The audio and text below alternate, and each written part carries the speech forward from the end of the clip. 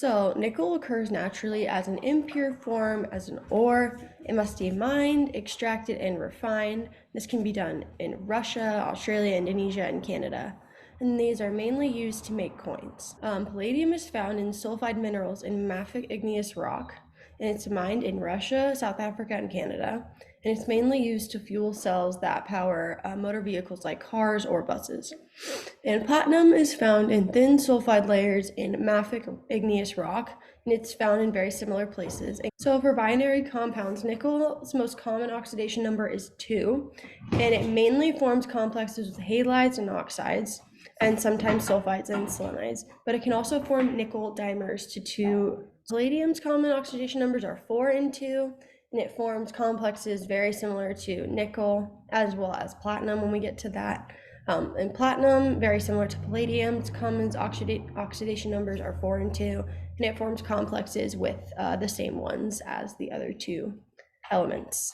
When it comes to complex compounds, palladium is energetically favored to be 4d10, so to have a full valence shell, but they're not. So they actually occupy the 5s2 and the 4d8.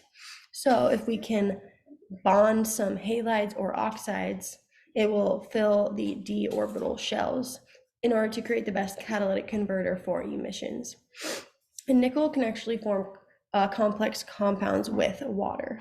So for coordination complexes, these elements mainly form square planar complexes, especially when it comes to having mixed ligands attached, which can be cis or trans configuration, or if all of the ligands are the same, they will form an octahedral complex.